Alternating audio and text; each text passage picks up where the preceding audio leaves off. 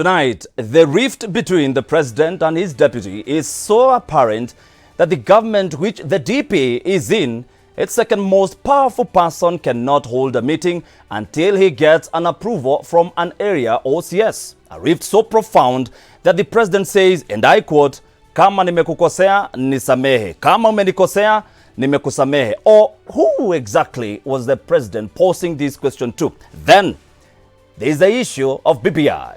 Do you know the contents in it? Well, it's about to come to you according to reports. We are discussing this and so much more right here on your favorite show, The Tipping Point. Are you ready for a BBI referendum? Talk to me on SMS 111 444 111. We are live on Facebook, Twitter, and on YouTube as Switch TV Kenya. My guest tonight is Third Way Alliance Secretary General Fred Okango, Kajiado Deputy Governor Martin Moshisho, and our political analyst in the house, Jim India. We'll be talking about so much more, but first of all, this is what the Deputy President had to say earlier today. Na musidanganywe ati lazima kila wakati tunaletewa mambo ya viongozi, sijui Prime Minister, sijui mamlaka, sijui vyeo. Siku gani tutaongea hustle ya mtu mdogo Kenya, if it is not now? Na ndio wanasema wanataka kubadilisha katiba, sisi tunasema tunataka kubadilisha mjadala. Yes. Wanasema ati tubadilishe katiba kuwe na Prime Minister. Tunasema tubadilishe mjadala, mwananchi mdogo tuanze kuzungumza mambo yake. And just before we kick this conversation, because my guests are already laughing at that particular bite, this is what Elgeyo Marakwet Senator Kipchumba Murkomen had to say earlier on through a tweet. And he said, so the cabinet will discuss BBI final report tomorrow and be launched in State House on Saturday. I can't remember any other process that involves the people of Kenya that has been managed like private property even more than official secrets. Now, let the campaign start. Fred, karibu sana. Asante. Now, it's been a moment since we had a conversation. Thank you for having me today. Karibu to Tipping Point. Now, you've heard what the Deputy President has said. Sure. Are we ready for a BBI referendum? Thank you, Mtereri. First of all, let's start from the beginning. The Deputy President, Dr. William Ruto, must control his emotions. He must understand that he is a state officer, as interpreted in Article 260. He must understand that he has got responsibility as a leader. And you know, all state officers, there's a responsibility that must take. And that responsibility comes with caution. One of them is he must conduct himself in a certain manner that, number one, give respect to the people. Number two, brings honor to the office that he holds. And also in conformity with the objects of the Constitution. Today I listened to Ruto in Kisii, Nyamira, and he called other people fools. He called other people wale watu. And that has been his tone all along. And therefore, when we start from there, then we shall know whether what he's saying is what he's supposed to say or not. Let's go back to his functions in Article 147. He is the principal assistant to the president and can do any other function as assigned to him by the president. But there are no responsibility as it is right now for the deputy president. I'm not sure if what you're saying is true, but my Constitution of Kenya 2010 says that there are responsibility. And those responsibility that is assigned to the Deputy President William Ruto under Article 147 is not what he's doing. He is all over campaigning for 2022, an election that is 2 years. He's the same guy who is serving in the same cabinet and same government and now acting opposition leader. Now let me go back to your question. Acting opposition leader. The referendum that the Kenyan people need is a referendum that is going to ensure that in every ward, the smallest unit of devolved function in this country shall have water, electricity, and the young people who are 70% have jobs. That referendum shall be supported by many. What the Deputy President is telling us... Is that what is in the BBI report? I don't know, but what I know, Punguza Mizigo, which is now at 800,000 endorsements, is talking about that. But I can also tell you, this country, what it needs today most is national conversation. We have tabled the document to the people. We have even discussed with BBI. It is a national conversation. DP is talking about what he doesn't know. What if tomorrow, on Saturday, when the report is launched and there's nothing like Deputy Prime Minister, what will he tell people? Yeah, alisikia wapi? Jim, welcome back to our studio. Now, you hear what Fred is saying. He has a point. He's saying that the Deputy President, he's the principal assistant to the President. A valid point. It's in the Constitution. But you have seen over and over again that the DP has been left out in many of government what he's supposed, in essence, to do. The Interior Cabinet Secretary, Fred Matiang'i, is doing exactly that. Do you support this stand? When you're saying he's been left out, I think maybe we should say he has left instead of saying he's been left out. Because it more or less feels like he left government than he was asked to leave government. He has not been kicked out of the cabinet. We still see him attend cabinet meetings. No one has ejected him out of his current residence. No one has ejected him out of his Harambee House office. No one has stopped him from being the deputy president of the Republic of Kenya. So essentially, he is absconding duty. We, the people, must demand for an account from him and equally from the president, because it is the presidency. Someone is absconding duty and we are still paying money for them to occupy that office. We are not paying for the leader of official government, for the leader of opposition. We do not have that position. So we cannot be paying someone to be an acting opposition leader as a taxpayer, yet we have official duties that are mandated by the Constitution that they are not practicing. So what we are seeing from the Deputy President, in my opinion, is absconding duty. No one has ejected him. In fact, we saw the other day when we had the COVID-19 conference when his seat was empty.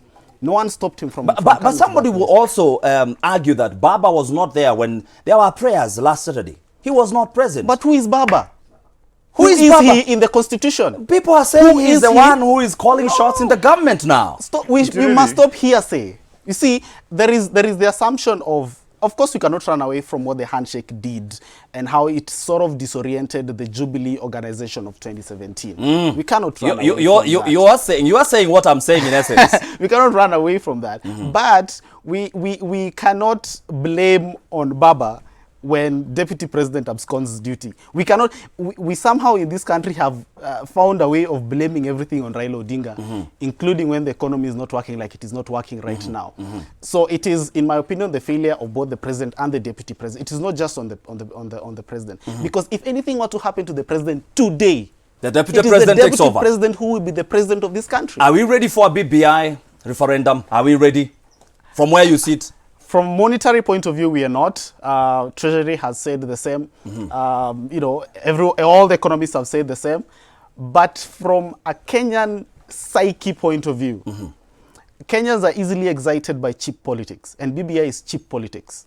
So we seem to be ready for cheap politics and propaganda and pitting them, wale watu, those fools. We are ready for that kind of cheap politics. And I liked what Fred was saying, that the real discussion that we should be having, the real referendum that we should be having in this country is about what has happened for the last 10 years. The plunder of the economy for the last 10 years, the missed promises for the last 10 years, where are the jobs for the last 10 years, how much we have borrowed, the debt we are in. That is the kind of referendum we should be having. Fred. Yes. The BBI report has been treated, like Kipchumba is saying, has been treated with so much secret that yourself and myself, we do not know the content. But we understand the IPPGs, the clamor for the new constitution. Every Kenyan was involved. Why is this so secretive? In your thinking, why is it so well hidden an agenda that we do not know what is happening with the report? We'll just be given a report. Really, the president has not said that the BBI will lead to a constitutional amendment. Raila Odinga has not said that the... He has said enough times. He has said enough times. If you have the clips, play for me. Let me tell you. Karaoke, please look for those clips. The BBI that I read, and I'm not defending the BBI because I have punguza mizigo, but I'm talking about what I read. It had got 9-point agenda. Out of those 9-point agenda, if there is an issue that will require a public vote in a referendum, then that can be taken. But if you ask me, if I read the BBI 1, most of the issues that were in the BBI 1 are issued with legislation and policy. But I'll tell you something. This country, where we have reached today, after independence all those years, we are still having people living for nothing. People going without food for a night or for a whole day. We have seen people being chased out of school. When I was driving here on Bagadi Road, there's a kid in uniform who was chased from Muranga Elite and was begging for fee at the on traffic. So you look at our priorities. But I'm saying, if there is any referendum that we must have, Can I cut you short because I'm seeing the DG is here. Bona DG, welcome to the show. I know you are coming all the way from Kajiado, and Kajiado is quite far, and coming here is quite a hassle. Absolutely. So you travel, last time you told me you had traveled more than 200 kilometers. So karibu, karibu sana. Thank you, Fred. The gentleman seated here, they are telling me that Jubilee is in chaos and the president and the deputy, they are not speaking. And you belong to that particular party. Yes. What is happening to your Jubilee? One MP 2 weeks ago said Jubilee is dead. I can't say Jubilee is dead because we are governors like myself. I'm a deputy governor, courtesy of Jubilee. Yes. And we are serving the people. I'm serving the people of Kajiado alongside my boss, Governor Lenku. And I think we are doing so courtesy of the Jubilee government. So I will not say Jubilee is dead. Haven't you seen the differences between the president and his deputy playing out in public gallery? Haven't you seen that? Well, that is obvious, but I think this is something that can be rectified, can be solved even before we go to the next election. So I think the Jubilee fraternity will sit down at some point and be able to iron out Fred is not whatever. Fred can't believe what you're saying. Whatever rocks that in the party. So I'm of that opinion. Probably something will happen even before 2022 election. Do you believe something will happen? Really? Yes. DG here cannot tell you the truth because he's protecting what he has. But me, from somebody who is outside, I can tell you, I don't think, in my estimation and knowledge, that the deputy president and the president have got differences. I don't think so. You don't think so? No, I don't think so. And I'll tell you why. What is happening today is politics of succession. And let me tell you, history, Fred, didn't the president know that from the beginning, that and his deputy will be taking over from he said. And that's why we must have it. Remember, there's a stranger in the Jubilee. When you are in your house, you have your wife, and then you bring another wife, then your original wife or the first one must behave in a certain manner to show discontent. And that's what's happening. But I'll tell you, history teaches us that in any time of election, we have seen a deputy president or a vice president, for that matter, ascending to become president through endorsement, unless something else happened, like in the Kenyatta time. Today, the reason why Ruto is very aggressive, because he knows that Kenyatta will not endorse him. But look, if you look at the issue, is a non-issue. His issues, and he has been insulting everyone left, right, and center. His issue is because Raila Odinga is now very close to the president, while Raila Odinga competed the president in the last election. Hold that thought. Fred, can I interject? You interject because you belong to Jubilee Party. I would say the president has not yet embarked on putting his house in order. I believe the president is concentrating on the country's issue, matters with development, but not party issues that will attract the 2022 succession politics. And I believe at one point, he is the party leader of Jubilee. At one point, he will call his house in order. And therefore, I believe there is an opportunity, and the president has never called an all-inclusive meeting of the Jubilee. Why is that the case? Why is that the case? Because he put it on record very clear that let's stop politics up to when time is ripe for politics and This is 2012 succession politics. This is what Dende Nyoro, an MP who belongs to, allied to the Deputy President, had to say earlier today. Kuna kitu wanaita BBI. Na hiyo BBI, chapter number 1 and chapter number 2 and chapter number 3 is about Prime Minister and 2 Deputy Prime Ministers. Kutafutia wanaume watatu kazi. When they are meeting in these BBI meetings, there is no barua inatakikana either kwa chief, ama kwa DCC, ama kwa OCS.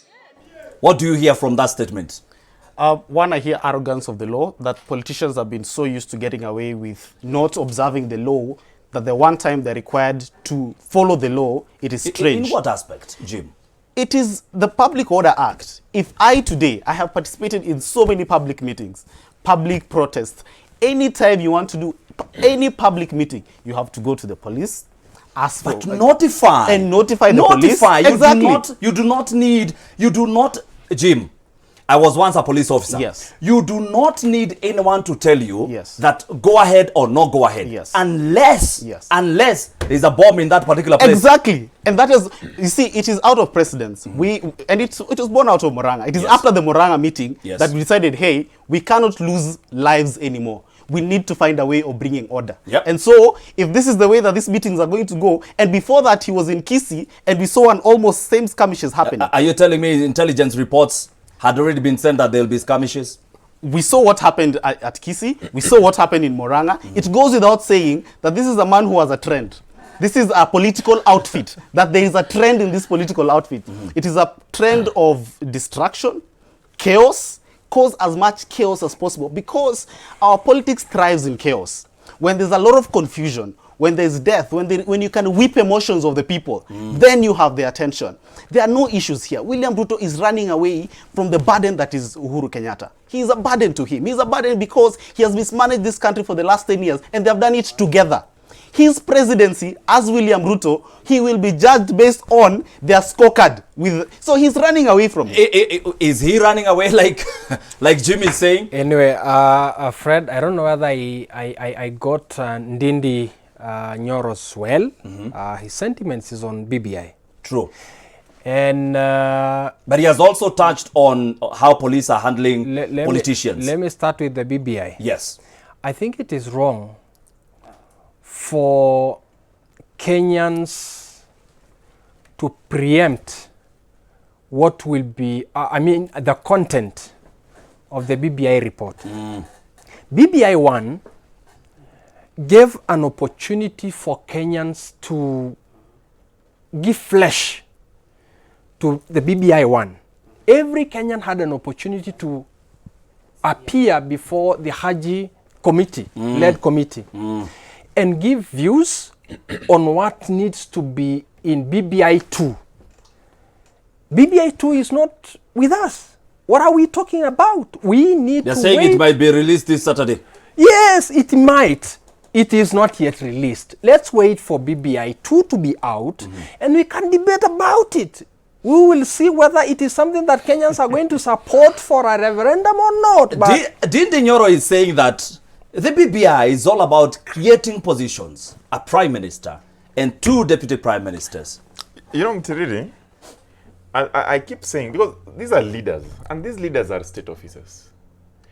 They have been entrusted with the leadership as public or state officers. But look at what is coming from their mouth. Number one, the BBI report, and I can dare tell you, and you'll call me back here and we'll talk about it. I'll call you. The report that is going to come out this weekend will be the same report that came out first. You know why? Because the second phase was a validation process. There's nothing that is going to change. And these guys should calm down. Number 2, they don't know what is in that content. So if you tell us chapter 1 is about prime minister, chapter 2 deputy, chapter 3... I mean, are you saying there will be no prime minister? I'm saying... The ODM party has been insisting. What I'm saying, that is ODM. Yes. What I'm saying is very simple. We don't know the content of the validated report. We can only talk about it before, after we have seen it. For us, everyone can talk about our product, Punguza Mizigo, because it is out there. But BBI, we don't know. And I was part of the people that presented before the Haji team in the validation. We didn't go during the first one because we had nothing to present there. We had our project. We had our project, Punguza Mzigo. But in the validation, we said, you want a referendum. So tell us, how are we going to fix the issue of wage bill? How are we going to fix the issue of corruption? How are we going to adopt the ward as a primary unit of accelerated development so that we start bottoms up? That is validation. Okay. Today, Ndindi Nyoro and his wheelbarrow man go to Kisii and Nyamira to tell Kenyans to reject a document that himself he has not seen. That Kipchumba is incitement. Kipchumba Murkomen is saying even Haji himself doesn't know the contents, you know, that is of the report. Let's take a Really? let's take a break. Let's take a Let's break. be serious. We'll be back with more. We'll be talking about Third Way Alliance politics. You know what happened to Dr. Ekuru Aukot. We'll be talking about that in a short while. When we come back, talk to me on 111 444 111. We are live on Facebook, Twitter, and on YouTube at Switch TV Kenya. We'll be back with more.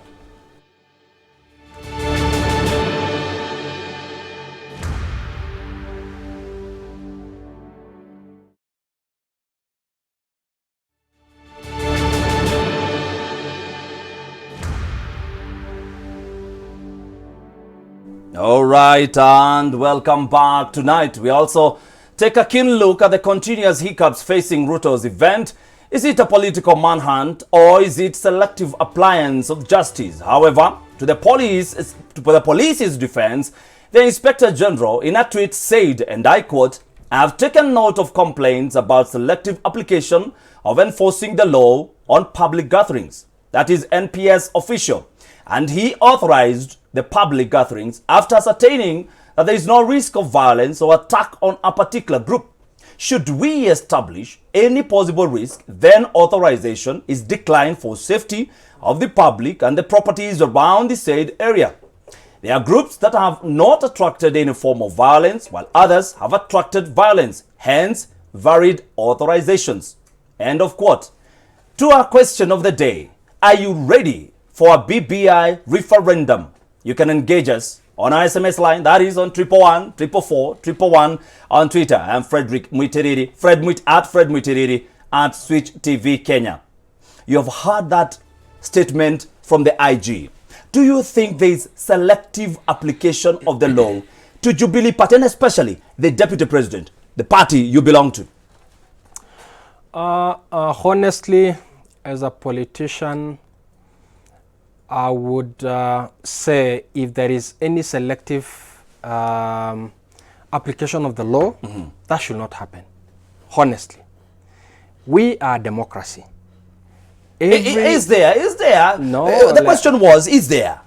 Is there selective application of the law because we've seen a meeting that was called by the Deputy President in Nyamira that happened today, was supposed to happen last week. It did not happen. Why? They were not granted permission. However, the same weekend, Raila Amolo Odinga, the ODM party leader, had an event in Bondo. The same week. You know what happened in Muranga? Yes. The enforcers of the law and the security teams in our country, yes, are concerned of the security of the people of Kenya. We don't want what happened in Muranga to repeat itself in any gathering.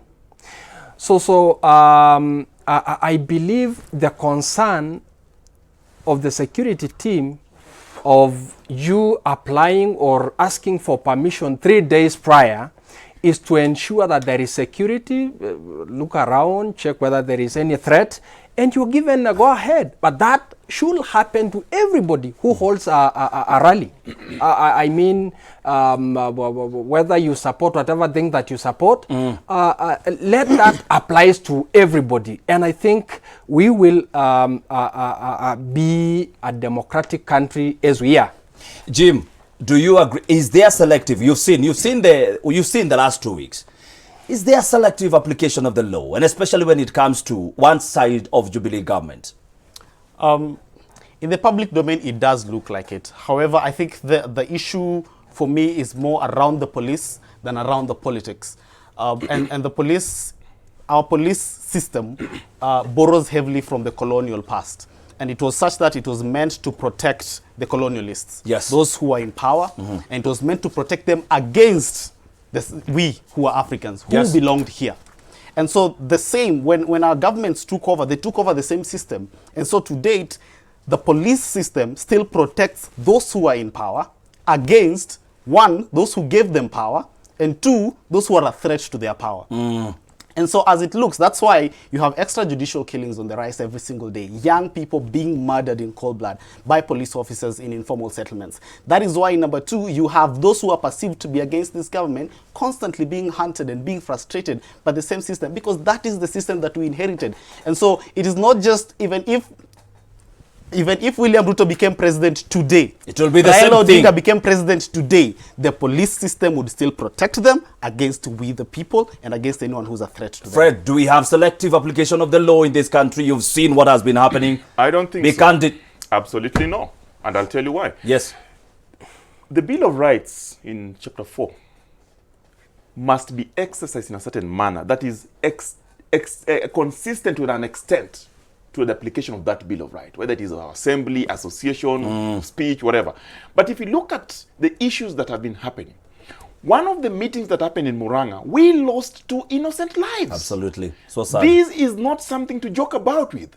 While the people who are saying that their rights are being violated by being discriminated upon by the police are the same people who are saying, mtajua hamjui. That is a threat. I didn't see Raila Odinga's team saying that. And therefore, the police have a right, if they feel that your meeting is a threat to the people around or to the state or to anyone, then they will stop you. Number two, politically speaking, you can beat the government, but you cannot beat the state. The state is What do a you mean? machinery. The government is an institution. And therefore, what the people of the wheelbarrow are trying to do, they are trying to beat the state. You cannot beat it. And therefore, for me, I can defend everyone's right, but I cannot defend somebody who is sitting on his right and violating the same rights. Because when you violate your right, you are also likely to violate other people's right next to you. I have seen people die. And this narrative of the haves and have-nots is a tool for genocide. Kenyans, be warned. Because if you look at it, tomorrow, when those people have been radicalized, they come to you, Mtiriri, when you're leaving work, and they say you are the haves, while you are the have-nots. Who will stop them? We must be careful. We don't sit on our rights. So you're but saying we it's must not be about a careful. wheelbarrow? No. We must be careful not to be radicalized. Politically, economically, or socially. We all belong to this country. When it burns with all of us. But unfortunately, the people who call themselves hustlers will get into a chopper, fly to across the border, then take another Boeing and go to Asia. You will burn here. Fred, it's interesting how all of a sudden, Kamo has suddenly become a real politician. And it is a pattern I've seen with all politicians every single time. That anytime the word hustler is mentioned, any politician is worried. Because it is the one time that we are not giving them an opportunity to talk about my tribe. It is the one time that we are being alive to the fact that in the true sense of the word, I might have a problem with who is propagating the narrative, but I do not have a problem with the actual narrative itself, because the truth is a small percentage of this population, the 1%, is holding wealth that should belong to the 99%, and they have made their wealth in ways that they cannot account for, and at the risk and at the behest. We who do not have, they have made their wealth because of us. We are poor because of them. And so, yes, hustler movement is a real thing. Correct. The poor people must come up and say, there is a problem with how you got your wealth. We must have wealth redistribution. But that is not what the wheelbarrow man is saying. The wheelbarrow man is saying, come to me, I will give you a wheelbarrow and a mkokoteni, and you will be good forever. Fred. What we are saying, what we are saying, as you know, by all standards, if you look at me, Mtiriri, I'm one of the hustlers, if there's such a word. I am one of them. But listen, you cannot sustain a wheelbarrow narrative. Wheelbarrownomics is not sustainable. What we want as the people who don't have is an opportunity that will make me fish more, not just eat fish in a day or two. That is what we want. Thank you. If you look at what they are doing, Yeah. they are feeding you fish every day. Tomorrow, you get a mkokoteni or a water tank from Karen, You are coming from Kayole. The cost of transporting that mkokoteni or water tank to Kayole is 4,000. Yeah, And there are thousands of them. Look at those are other politics. Now, this No, is no, no, it's not. hold still. This is what Boniface Mwangi. They were in a meeting with former Justice Minister, who is none other than Martha Karua, the Iron Lady, had to say about the rights of politicians. So what we need to do as a country, we must tell Uhuru Kenyatta he has an option. If he doesn't believe in the constitution that he sought to protect, then he must resign. The fight between him and Ruto is none of our problems because they came together as a joint ticket. So if they're going to live, they live together. We don't believe in any of them. So this fight, whether real or false, is actually taking our country down. 2 young men lost their lives in Moranga. Why? Because 2 grown men who are in bed together cannot agree. DG, you have seen the politics that have been playing in public gallery. You have seen it. The last few weeks has been flying from left, right, center, corner, and people dying in the process. It's your party.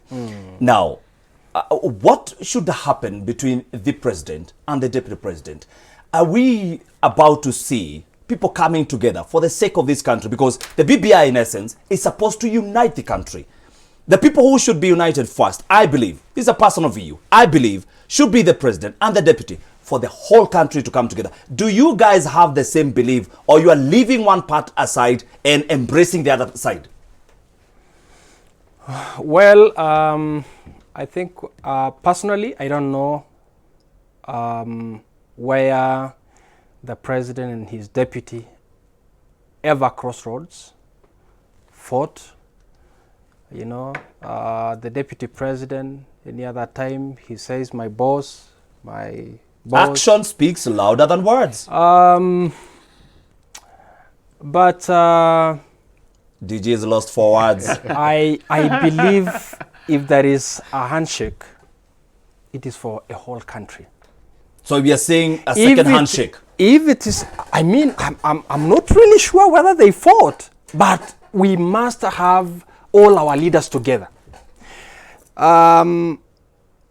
The president, his deputy, Honorable Raila Odinga, Kalonzo Musyoka, Mudavadi, and other premiers. Ekuru Okot, all of them, and fast. Frederick cannot believe I'm saying that. Frederick, and the first thing is peace in our land. Amani. After Amani, where there is peace, there is development. And as I said even last time, that we owe the citizens of this country, you know, them entrusting us with leadership, 2017, we have to pay. And we pay them with development. And every one of us, including those who are in opposition, now that we've said, let's have peace in our land. Let's support the president fulfill his big 4 agenda. All of us, those in government, those in opposition. Are we still having big 4 agenda, really? No, but I haven't seen it. That should have been the case. That should have been the case. So after the president came, made peace with Honorable Raila Odinga, we see another faction of the deputy president. That should not be the case. I mean, all leaders should be on board and we support the president on the big 4 agenda. Hold still, because now I'm reminded of Third Way Alliance. Fred, what happened to your party leader, Ekuru Okot? What happened to him? You supposedly threw him out of the party. Political parties in this country are governed by 3 documents. Number 1, the Constitution of Kenya 2010. Number 2, Political Parties Act 2011. Number 3, party regulations and rules or constitution. If you follow them, you'll have no problem. So maybe he didn't follow any. Which part? Now, because you're supposed to bring, like he's saying, all you know, leaders. Mtiriri, Yes. So that I don't go into the issues of sub judice, because some of the matters are in court, but Yes. I'll bring you the facts. The facts are, as a political party, the moment a political party is registered, it becomes a public entity, particularly if it is a party that is interested in getting power. And that's what we are doing. So it cannot become, your product that you use in your bedroom, under your bed, or in your sitting room, or in your car. No, it is a public entity. And we shall ensure that Punguza Mizigo Kenya, or Third Way Alliance Kenya, if you like, is a public entity. We invite everyone, and I can assure you. Are you going to join any alliance? We are not interested in any alliance, but we are interested in the national conversation that DG is talking about. That national conversation is not going to exclude any Kenyan. Mitiriri and everyone are involved, because the moment you are not part of the discussion on the national conversation that will ensure that kids have food, the women have their biashara, the youth have their jobs, and the devolution that today where DG serves is strengthened, then we have no country. That discussion requires everyone. It requires the weak, the strong, the poor, and the rich. And for us as a political party, we are saying this. Today, we are talking about constitutional amendment. I don't know why your question is asking, are you ready for BBI referendum? No. You should reframe it and say, are you ready for constitutional amendment? Because there are people who are ready for constitutional amendment. But your party is ready for that? For BBI referendum. And we are saying, if the BBI referendum that we have not seen is going to tackle the issues of corruption, strengthening devolution, ensuring that the historic gender imbalance that is meted against the women of this country is achieved, and a referendum that is going to ensure that the wage bill and recurrent expenditure in this government that has troubled President Kenyatta for a very long time is addressed, then that is the national conversation. What if it's not addressed by Saturday when the report comes out? You know, are you going to support the BBI? We'll be here. I will tell you, I want to believe that that document, in one way or another, must talk about. And remember, if it doesn't, Fred, if it doesn't. Okay, constitutional amendment is a negotiated process. You cannot wake up in the morning and say, this is the document I want. You must negotiate. DP William Ruto is negotiating. Mudavadi is negotiating. Raila Odinga is negotiating. Frederick Okango is negotiating. Uhuru Kenyatta is negotiating. And that's why I'm saying it is a national conversation. You don't believe, Jim, you don't believe what he's saying. When I listen to Fred, someone would forgive you for remembering that this is the same Third Way Alliance. In 2017, when it became apparent that there were issues with the IEBC, that they were not prepared for another election, and we had called the whole country to boycott elections. This party, who are we? This party when you say we, went ahead and participated and rubber-stamped the problem that we have now. Third Way Alliance is part of the problem. They legitimize a process that was flawed from the word go. And now wakasema uhuru tosha. And now wamekuwa weupe kama pamba, wamekuwa weupe kama pamba kwa sababu wana sanitize na punguza mzigo. No, let me tell you, I have a right of reply here. My friend here doesn't understand what is called validity to presidential election. I want to refer him to read Article 140 of the Constitution of Kenya. One thing happened, and it's talking about discrimination. When people went to the ballot, very briefly, we were excluded. While when Maraga nullified the election ab initio, it means it never happened. Everyone was supposed to go back to the ballot, including everyone. And that's what happened. We appeared before Justice Mativo, and he said, go back. Remember? That is how we found ourselves. People called us Jubilee. Before then, we were called Nasabi. Our party has demonstrated that we follow strictly the rule of law. And that's what I'm speaking about today. That rule of law requires that you speak the fact, and not only the fact, but also the truth, because the truth cannot be the fact. The fact on the table and the truth today is Kenya is suffering. Why? They are suffering because the laws that we have today is not protecting us. Why are they not protecting us? They are not protecting us because they have been hijacked by politicians who think about their stomach. When somebody comes to your village and tells you that wale watu, nyinyi watu, and then is the same guy serving in that government, what will he do differently that he has not done for the last 8 years? Let me read some of the SMSs that are coming in. To make changes in the constitution, there are several stages. Whatever requires the parliament, they amend. Whatever requires referendum, it has to be held. Are you ready for a referendum? Talk to me on 111 444 111. Another one, it's a waste of time, the BBI. That document has more than a prime minister, where most people concentrate on. This system of governance is common in the world. Okay, what is wrong with the BBI? Mafuta from Malindi. Now, we are just about to close this conversation. But before we close this conversation, I have to go with this. This is what the president had to say during the prayer meeting that was held some few days ago.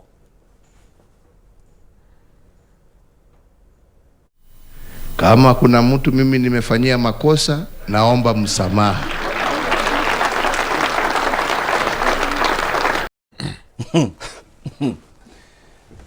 Whom do you think he was addressing, Jim? Okay, I will answer your question, but before I do that, Yes. He wants to appear as a religious man, and I'm very wary when politicians wants to appear religious, because we know what has happened throughout Africa with any politician who tries to appear religious. Yes. In scripture, there's the story of, I think, a tax collector who converted Matthew. and followed Jesus. Matthew. And when he followed Jesus, he decided that because I had been robbing people, I will return everything. That must be Zacchaeus. And so he followed Jesus, he converted, but with conversion, there was now, I am returning. What are you saying? What I'm saying Jim, is very what are you simple. You saying? cannot ask for forgiveness without doing the right thing. What is the right thing You here? must do the right thing. So if there are Kenyans who have legitimate problems with the president, then those legitimate problems must be addressed. Then we can talk about forgiveness. We cannot talk about forgiveness when you have not apportioned. We are not Jesus who died on the cross and now his blood has washed away. Our blood cannot wash away your sins. You have to pay. Whom do you think he was addressing, Fred? You know, forgiveness. Because there must have been a reason. I cannot wake up, Fred, I cannot wake up one day and say, please forgive me, without a reason. Whom do you think he was addressing? Forgiveness says that you're given another chance to start a new beginning. President Kenyatta must be forgiven by all Kenyans. Because this country today... And return. This country today, the debt is approaching 7 trillion. This country today, there are families that are sleeping without food. This country today, there are people that are dying because of carelessness of politicians. We must forgive President Kenyatta. But President Kenyatta must also forgive us for voting his cabinet, his government that is inept. He must also forgive us for not standing out for our people and telling it as it is. President has asked for forgiveness. Who are we to deny? Jesus Christ also said we must forgive. God said we must forgive. We are going to forgive all of us. And I don't want to say that the president was speaking to somebody. No, I don't think so. The president spoke He's to saying Kenyans. forgiveness comes with restitution. We've got to get to a place where if I forgive you, you've got to confess. Let me tell you, I agree with you. The president, if you listen to, because you have not played the other part of that speech, when he was, before he said, if I've wronged you, forgive me, there are certain things he said. He spoke about the issues in the country. It means he acknowledges that we are in a problem. He acknowledges there's an issue. Who put us in that problem? Who did put us? And you Kenyans, me, you and them, we voted for them. When we presented a candidate that was suitably competent and capable, Kenyans didn't vote for him. When other people presented themselves, Kenya didn't vote for him. It is us and them who put us in this problem. And I can dare tell you today, Mtiriri, that if the president has acknowledged that there's a problem and he has asked for forgiveness, President Kenyatta is a good student of Moi. There's a time Moi asked for the same. Kama nimekukosea, naomba msamaha. And you know what followed. Today, we are witnessing the same thing. I want to believe the issues that is in DG's party will be sorted. The issues that are affecting this country in terms of socially, economically, and politically must be addressed before we even go for referendum, because it is a tool for division. Give us solution that your party is going to take so that Kenyans can unite, because where two people are fighting in the same government, it's the Kenyans who are going to feel the pain of this.